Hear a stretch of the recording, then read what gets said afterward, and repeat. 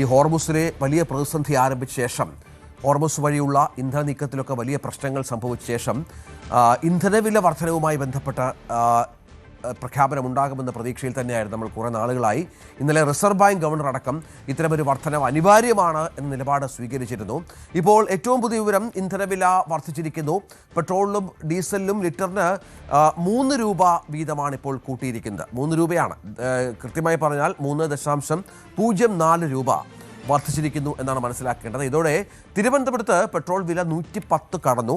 Diesel വിലയാകട്ടെ 99.63 രൂപയായി വർദ്ധിക്കുന്ന ഒരു പശ്ചാത്തലത്തിലേക്ക് വരികയാണ്. ഈ ജില്ലകളനുസരിച്ച് വ്യത്യാസങ്ങൾ വരും. നമുക്കറിയാം, കൊച്ചി മുതൽ ഇങ്ങോട്ടെടുത്താൽ ഇന്ധനവിലയുമായി ബന്ധപ്പെട്ട് നേരിയ വ്യത്യാസമുണ്ടാകും. കാരണം ഈ ട്രാൻസ്പോർട്ടേഷൻ ചെലവ് കൂടി ചേർത്താണ് മിക്ക ജില്ലകളിലും ഇത്തരം വ്യത്യാസങ്ങൾ ഉണ്ടാകുന്നത്. ഡൽഹിയിലൊക്കെ ഇപ്പോഴും ഏതാണ്ട് ഞാൻ മനസ്സിലാക്കുന്നത് 90 രൂപയ്ക്ക് ഡീസൽ കിട്ടുമെന്നാണ്.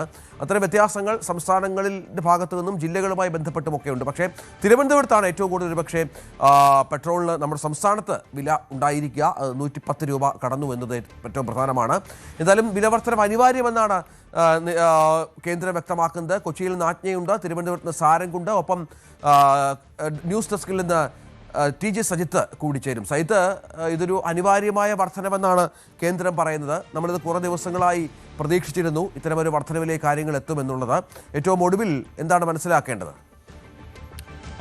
രഞ്ജിത്ത് സൂചിപ്പിച്ചതുപോലെ ഒരു വർധനവ് പ്രതീക്ഷിച്ചതാണ് രാജ്യം. ഒരുപക്ഷെ 3 രൂപയിലധികമുള്ള ഒരു വർധനവാണ് പ്രതീക്ഷിച്ചത്. പക്ഷേ ഇന്ന് രാവിലെ മുതൽ 3 രൂപയുടെ വർധനവാണ് എണ്ണ കമ്പനികൾ വരുത്തിയിരിക്കുന്നത്. പെട്രോളിനും ഡീസലിനും ഒരുപോലെ 3 രൂപയുടെ വർധനവാണ്.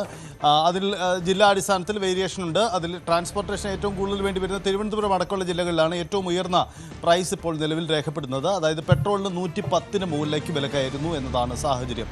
എന്തായാലും ഇന്ധന വില വർധനവ് നമ്മുടെ പൊതുവിപണിയിൽ വലിയ തരത്തിലുള്ള ചലനമുണ്ടാക്കും എന്ന കാര്യത്തിൽ ഒരു തർക്കവുമില്ല.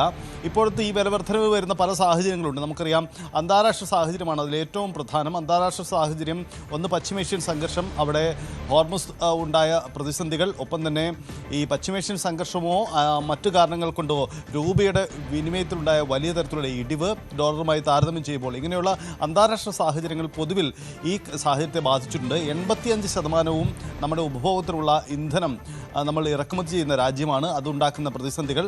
എന്തായാലും രാജ്യത്തൊരു ഇന്ധന വില വർധനവിൻ്റെ സൂചന ഉണ്ടാകുന്നു എന്ന വാക്കുകൾ ആദ്യം പുറത്തുവിടുന്ന പ്രധാനമന്ത്രി തന്നെയാണ്.